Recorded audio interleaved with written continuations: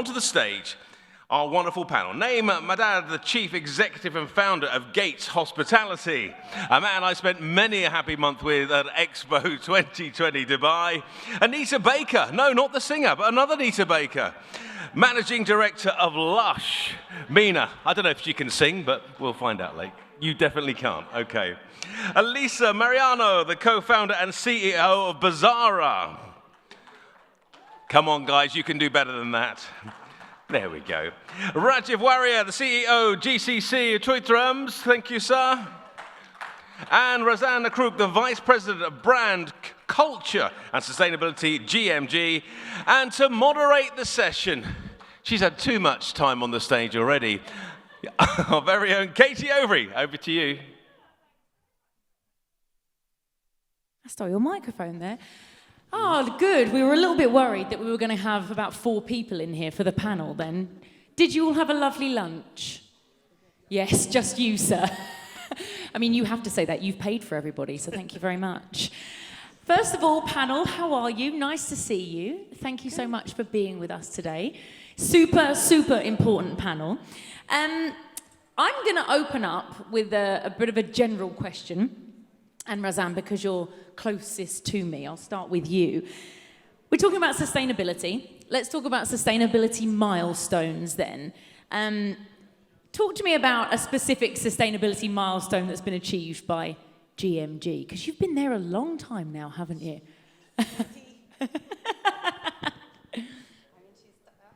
Switch you up one? Yep, should be on. I mean, thanks for that start. I don't know if it's the longevity of my tenure or the fact that I'm sitting next to you that I should be worried about. Maybe. You'll be fine. Well, to put a little bit of context to the question. Just hold it a bit closer to you. Yeah. GMG actually started its sustainability journey. Yeah, that's good. Thank you. Last year. So we launched our first framework in August 2022. So when I talk about achievements in perspective of longevity of when we actually launched a framework, I believe we have done reasonably well, but it's only 1 year old. We have so far started by doing different initiatives across the framework. So our framework actually includes 3 different pillars.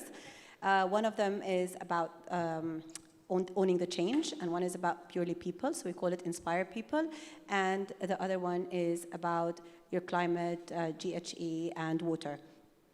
Along those, we have mainly focused on our infrastructure, and I'll come into that probably a little bit later. The ones that are more visible, which people probably expect, are related obviously to the common ones on, example, energy. So we have installed a massive solar power panel infrastructure in our warehouses, which is our mega, it's called Trilogy, and it's our mega DC. We've also installed water management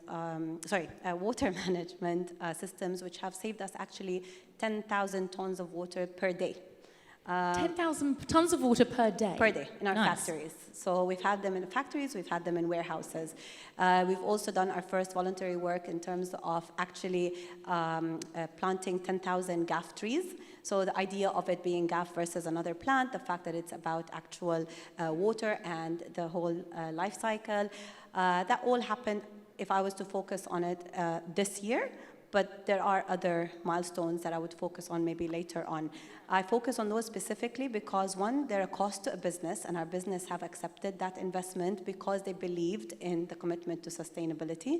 But obviously, the harder ones that are less visible are the infrastructural ones that focus mostly on people and on things such as ethics, and that's interesting, because it clearly means that GMG just aren't using that sustainability word as a buzzword. So you're actually doing things to help towards it, which is amazing. We're going to touch more on those milestones a little bit later. I'm not going to jump you, Rajiv. I am coming back to you, but I want to speak to Alyssa as well. The same question then in terms of a sustainability milestone for BAZAARA. Tell us a little bit more about that.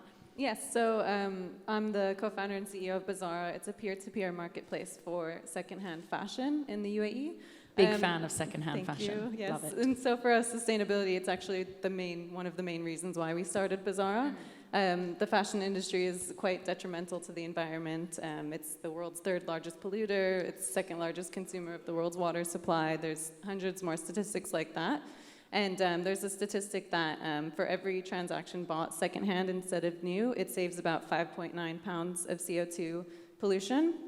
And for us, by enabling people to buy and sell secondhand instead of new, since inception, we've saved over 10,000 pounds of CO2 pollution. So that's a big one. And then, of course, we're further optimizing our courier routes to save on pollution and encouraging our customers to use their current packaging instead of buying new packaging. So stuff like that is great. Wow, that's quite incredible. I mean, everything about your business is sustainability milestones, I would have thought as well. Anita, going to move on to you. I'm not avoiding the boys on purpose. I am coming back to you, I promise. So Anita, with regards to LUSH, obviously a huge company, global company. Give me some of your sustainability milestones, if you can, briefly.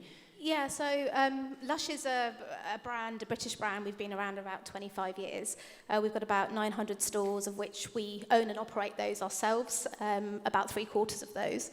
And I think that's really important because having ownership, autonomy, and that transparency across your business, I think, is really important. I think as a cosmetics retailer, some people might not realise, but it's quite unique for a brand to source their own raw ingredients, blend their own perfumes in-house.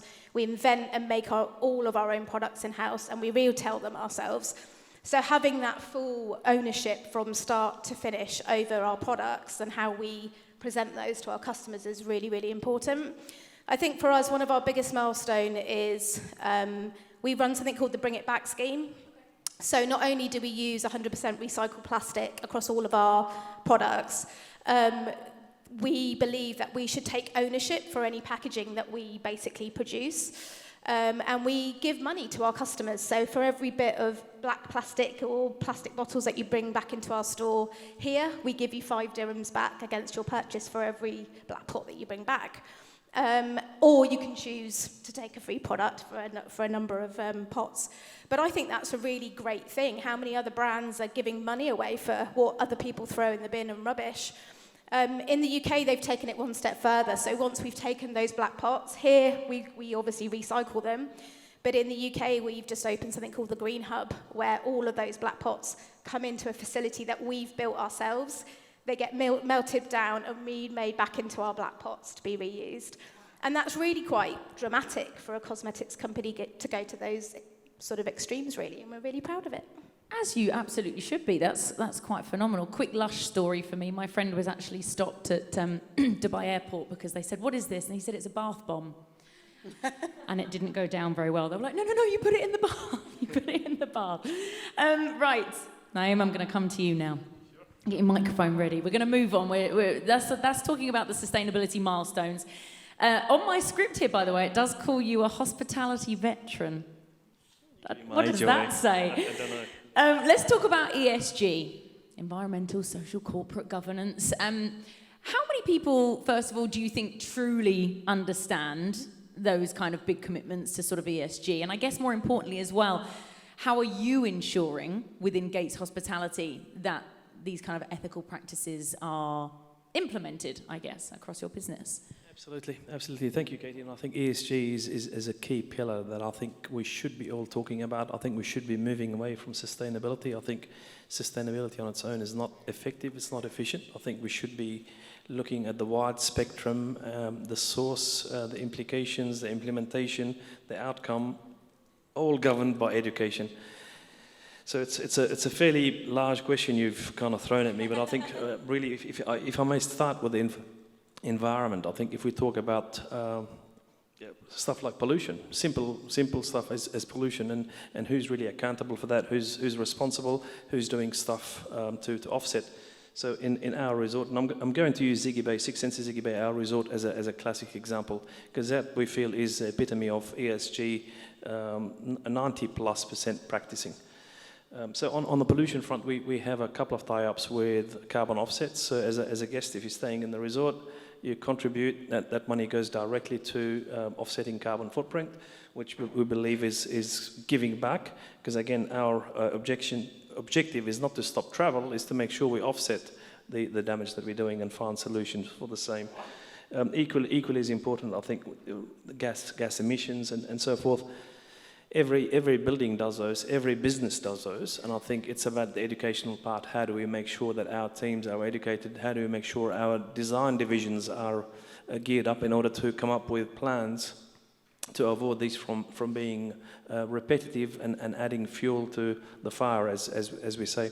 So that's on the environment front. For me, the social bit is really where I think we all play a main role, and this is by the educational process from a very young age, whether it's whilst you're brushing your teeth, is the water running? Whilst you're shaving, is the water running? Simple examples, but you will be surprised on how many litres of waters could be saved at home before businesses. And I think if we start where it really matters, if we educate the young ones, if we apply those lessons at home and make sure they are very well embedded in people's minds, our team members, our employees and so forth, massive educational process. Because realistically what we're doing, when these people go home, there's 50 plus nationalities in this part of the world, so when they go home, without even thinking about it, they become ambassadors of these amazing habits. They educate their families and their neighborhoods and so forth, so a massive footprint, which we're very proud of. And the last one is really the governance, and be it the tax, we've just started tax in this part of the world, so governance, how does it conflict? We also talk a little bit about bribery and so forth.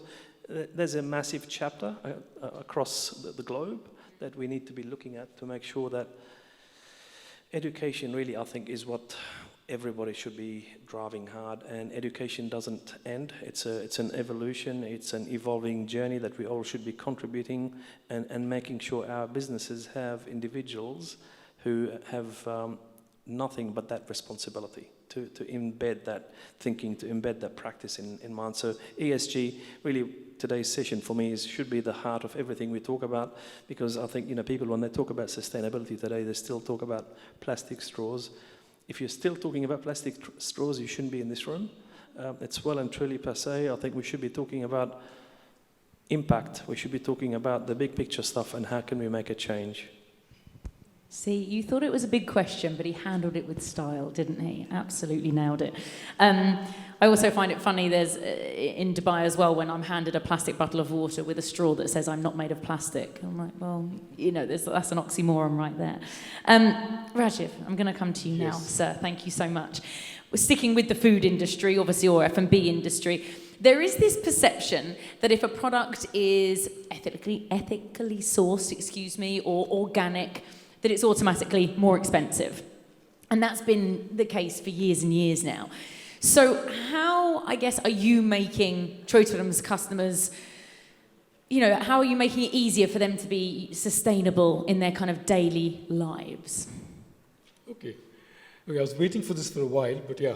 Well, and also as well, I mean, again, going back to what Naim was saying about ESG then, right. How are you measuring the ESG at Choithrams? So it's many questions. Yep. Okay, the first question, it is more expensive. So ethically sourced food is organic food is typically more expensive than other food because the demand, or rather the supply, hasn't been able to meet the potential demand of such products. But it's also true that consumers are becoming more and more conscious of what they eat or what they consume. And you do see a lot of consumers who actually consciously buy, free-range food, for example, organic food, ethically sourced meat. And they do that. But those consumers are typically those that for whom the price doesn't matter as much, right? But as this scales up, that will change. Yeah. From Choithrams' point of view, I think our job is to ensure that we provide a large range of sustainable products to our consumers, and we provide them the information they need to make those sustainable choices, okay. Right? So so in our stores, we curate a large range of sustainable products, including organic food, ethically sourced meat, should I say eco-friendly chemicals, cleaning fluids, and things of that sort. Disposable plates, which are compostable. We encourage people not to use plastic bags. We encourage consumers to bring reusable bags in our stores. And the government also helps us because both Dubai and Abu Dhabi have kind of asked us to charge for plastic. All right? So that really helps. And we've seen that the consumption of plastic has actually come down in Abu Dhabi by 85%, plastic bags, and in Dubai by about 55 to 60%. That's very significant. There's a significant change that's already happened, right? Beyond that, we focus a lot on waste. We keep focusing on waste. We look at the waste that comes from our operations, from supply chain, and we focus on how we can reduce the waste.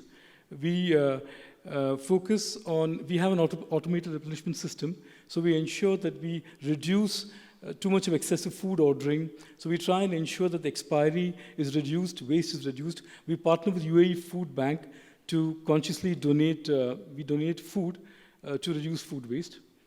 Then beyond that, we also work on educating our consumers through signages in our stores, through our newsletter, through social media, right? And we run several initiatives with several companies. So for example, we work with Dulce. We've been doing with Dulceco for the last 3 years. We run several recyclable initiatives in many of our stores where we ask customers to come back with, to waste not kind of thing. And we work with Unilevers also to, as a matter of fact, we have a partnership with Unilevers for the last 10 years. And we work with them every year to develop products that are more eco-friendly with less plastic and stuff like that, right? So we do those things. We have focused a lot in the last 10 years on actually reducing waste, on reducing energy consumption, and with this, so water consumption. So we're very conscious. We really try and drive that consciousness like Naim was talking about, and actually making employees think about how much, to put the lights off and things of that sort, simple things. Water, we have all the necessary sensors and all the toilets and other things. The big thing we did was to install a solar panel out in our warehouses in Al Quoz, where effectively 92% of our energy consumption in Al Quoz, which is our largest warehouse, is powered by solar panels.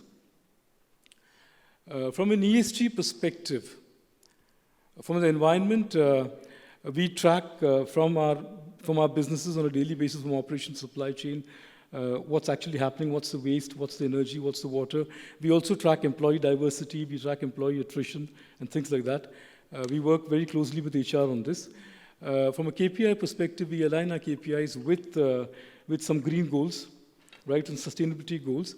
And we try and ensure that we are able to, we track our KPIs, we look at where we are going. If we make mistakes, we get up and we kind of make those changes.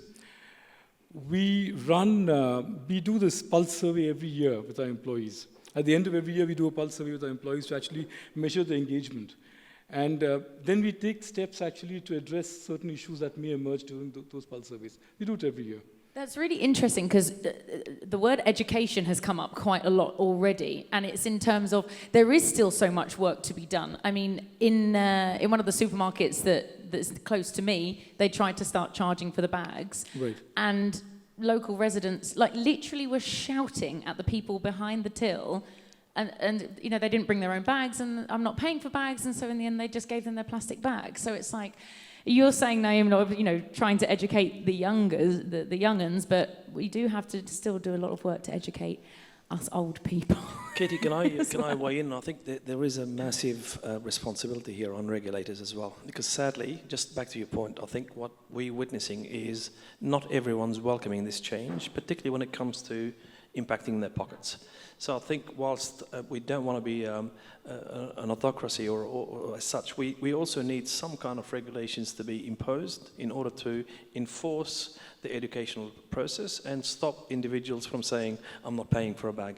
You pay for other stuff that you buy, so why don't you pay 50 fils or so for a plastic bag?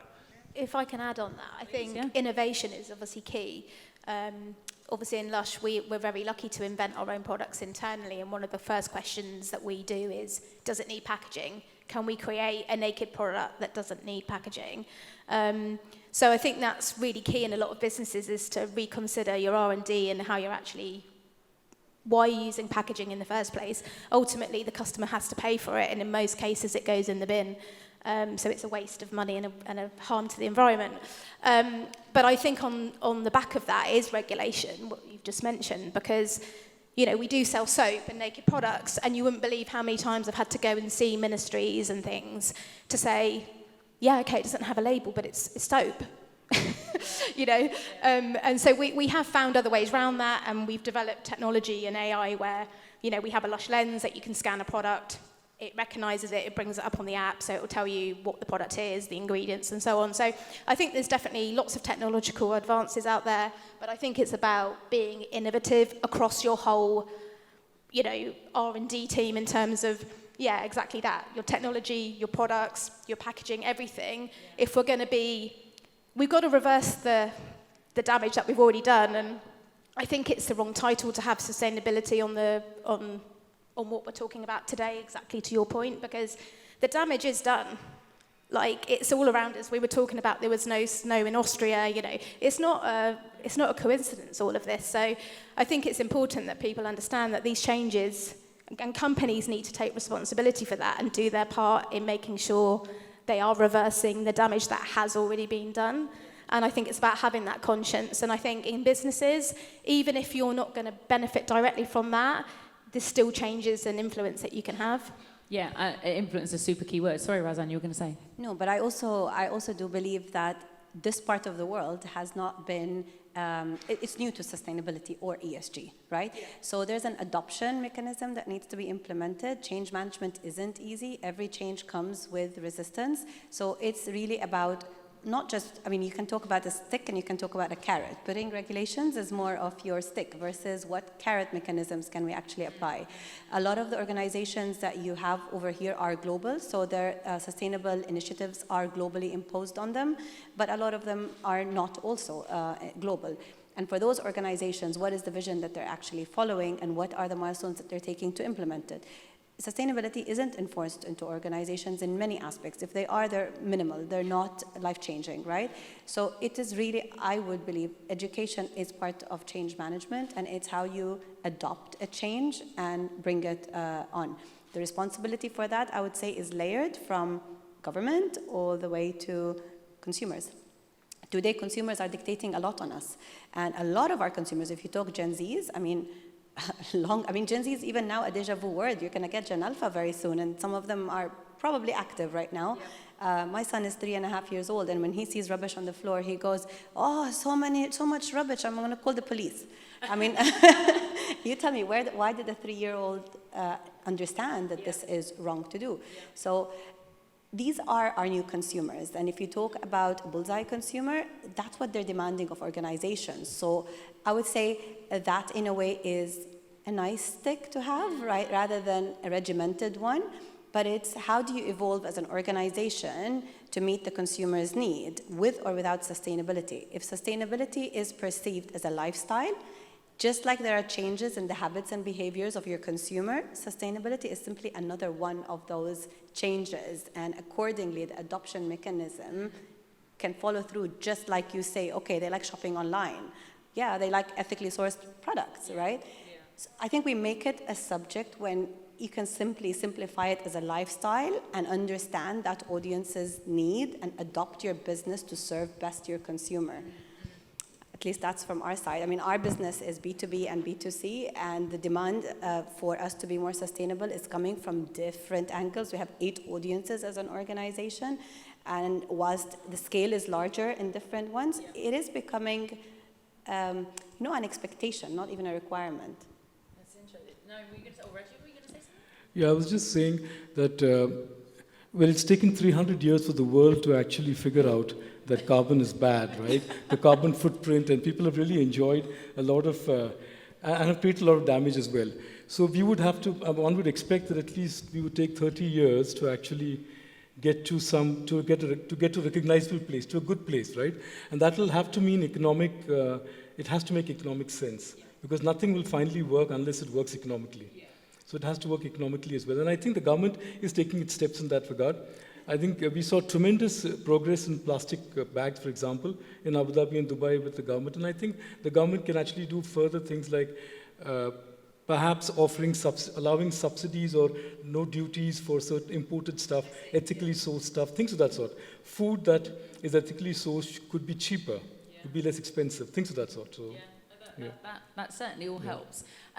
Did you have something to add, Naim? I'm going to move on. Look, I love the discussion we're having, but I think the elephant in the room is the commercialism. I think we need to tackle the commercialism, because really the biggest decision maker in any organizations, when they're looking at a P&L, if it impacts bottom line, sadly, a lot of people are turning a blind eye. And I think, we do have plastic bottles in this room talking about sustainability, and the sheer fact it's cheaper than a glass bottle. So what I'm referencing here is we need variety, we need options, and we need to make sure there are lots and lots of supply chain out there providing solutions that are sustainable, that are cost effective and readily available. Because I think until we reach such a marketplace, it's going to be, innovation is amazing, sure, but if you take Choithrams, for example, they receive a lot of the goods already packaged. It's done. They don't impact the packaging. They don't impact the. So they need to stock what actually sells, and in order to stock what sells, they need to be having a massive choice of. But elephant in the room, commercialism needs to be adjusted, because today a lot of the companies are still hiding behind it's ethical, it's healthy, it's sugar-free, so we can add 10% on the cost, on the price. Yeah, you're certainly not wrong. Very interesting. I'm going to move on slightly from that conversation because we have only got a few minutes left. Alyssa, I'm going to come back to you again, because pre-loved, as we like to call it, second-hand, whatever you want to call it, it's a pretty new idea in this region. I don't think I'm wrong in saying that in this region, we spend, we want to buy something. There's something to do every day of the week, so you want to buy a new outfit and never wear it again because everybody's seen it on social media. And talk to me a little bit more about BAZAARA then in regards to this kind of rental economy gaining traction. And then how the key ingredients that you can see could accelerate growth under this kind of pre-loved segment, if you will. Yeah, so I've given you another really big question. I'm sorry. No, it's okay. Yeah, I mean, obviously, this concept, secondhand clothing, renting, these are massive concepts in the West. They're hugely adopted in the West. This region, I believe, it's going to follow the West in that sense. The younger consumers, they love to be conscious consumers, and this region has one of the biggest Gen Z populations in the world. So we're getting there. I think for us, education, again, is a really big thing. So we need to educate our consumers more on the benefits of buying and selling secondhand. So it's not only sustainable, but you can earn extra cash, you can declutter your home, you can find cool, unique pieces that you can't find anywhere else. So a lot of education is needed. A lot of infrastructure support, I guess, would be the second one. So more companies that can support this type of marketplace and circular economy. So couriers that can pick up from different locations rather than a single location, for example. Payment companies that are familiar with this type of circular marketplace. And then the third is incentives. So we can incentivize our consumers for buying and selling secondhand. Maybe companies can give vouchers if they do recycle their items. Governments can potentially incentivize companies if they incorporate some sort of circular aspect into their business. So maybe they take products in and give a new sort of product out, or they repair the products for consumers that are damaged. So that's really interesting. And I don't want to put you on the spot here, but from what I understand, and I'm English, I love a second-hand shop. I love a charity shop and a thrift store. But in terms of, what about the kind of negative thoughts that people have of second-hand clothes? I don't want to wear something that someone else has worn. How are you kind of working towards getting people out of that mindset? Yeah, it's a good question and example. I think for us, again, it just comes back to educating people. Yeah. So a lot of the items that do come onto our platform, they haven't even been worn, just maybe someone bought the wrong size or they don't like the color anymore. So it's still new. Okay. They're clean items. So we actually motivate our sellers to sell items that are clean, that aren't damaged, because we have a rating system built into place. So buyers can rate sellers after they receive their purchase. So it does go back to a lot of education on that aspect as well. That's really good, actually. There's a little, like an Uber Kareem rating for buying and selling. Right. Yep. We are slowly running out of time. I wanted to ask you then, I'm going to go down the line. Everybody's going to have a chance. I'm not going to skip anybody. Maybe you, Naim, at the end. Right, I've got here, we're saying this is our sort of a closing question. Looking ahead, as the GCC nations are marching towards their respective net zeros, their targets, so we've still got a lot of work that remains to be done. If you can share one area of which you think needs stricter regulations for, I guess, quicker yet long-term outcomes when it comes to, be it under the arm of sustainability or ESG as a whole? I'll start with you, Razan, which you look so happy about. I skipped that in my briefing. I'm not skipping you. No. It's just because I'm going to actually give you a little bit of a controversial answer over here. That is what we're here for. I would say regulate the reports. Okay. Sustainability reports, I think, need to be a lot more regulated. I mean, if we open up the subject of greenwashing right now, it's a big one. Explain, in case anybody here doesn't understand what that means. So it is about how much you actually do as a facade and as a front versus your actual genuine desire to make a change and make a difference. I always say that if you genuinely believe that ESG is about business longevity, then you would do it with intent rather than as a faith. If you do it with intent, then your reporting should actually work for you. If you do it as a facade, then you can only resort to greenwashing. And that is a global question. And the truth is the only reason that exists is because the actual reports behind sustainability aren't necessarily policed or regimented as much as they need to be. So I wouldn't pick up on one particular subject of saying, okay, it has to be on net zero, or it has to be about people, for instance. I mean, if you actually even look at the laws of different governments when it comes to people, they're not always very favorable to people, right? So what do you expect organizations to follow? But I would say let's look at the bigger picture. Look at what the report actually entails, how credible the report actually is. So in a way, it actually makes it a need for people to comply rather than an opportunity to showcase. That's good. That's very, very good. Very interesting. Rajiv, over to you, sir. Right. I think, Naim mentioned plastic, right? So while we might stop plastic bags in our stores, everything is wrapped in plastic. Yeah. Everything that you buy, all FMCG products are wrapped in plastic. So if there is a regulation around the no plastic, around different materials, I think that would have one big impact. The other is transportation. Supply chain, transportation. This is very big in this part of the world, supply chain. And everything is petrol, everything is oil, right? If there are other sources of fuel that are more economically friendly, hydrogen is a big one that's coming, right?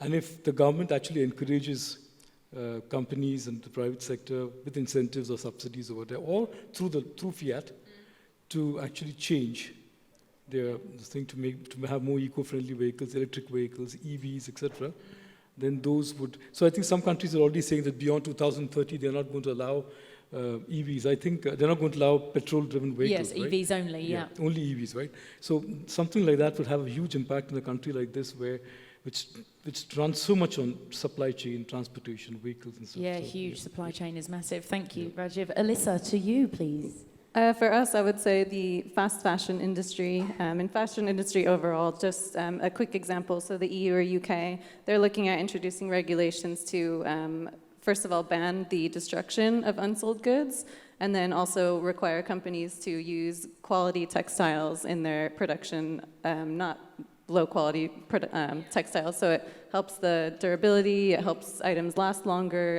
it actually helps people resell their items better because fast fashion items don't actually resell better on secondhand platforms either. So I think regulations like that would be helpful. Yeah, really interesting because, as you say, the high quality, they're the ones you would look for in the secondhand market. Anita, to you, same question. I guess my would be similar to what I just said earlier to do with the packaging. I think cosmetics, if you think about your mascara wands, your compact cases, nobody recycles those. So, something really has to change. Nobody even thinks about it. So I don't know whether regulation is the right framework for that, but I think as manufacturers and cosmetic retailers, I think people should really be putting some pressure on for that. But that's really interesting. I've never thought about that. It all goes to landfill. Most of it does, a high proportion of it does. That's actually terrifying when you think about it as well. Because you don't, and again, in my mind, when you're thinking about recycling, I'm thinking, now I've got that mascara, would I have to clean it and wash it and put it in a separate bin or what have you? I don't, I just throw it in the bin. The worrying thing is when you buy that product, the cost of that product, the majority would have been in the packaging, not even in the product that you're using. So, well, thanks for that, Anita. That's a cheery start to our afternoon. Not for LUSH, though, no, but it's it's very true. And even that is if that's my takeaway from today, I'm happy. Naim said, last question to you.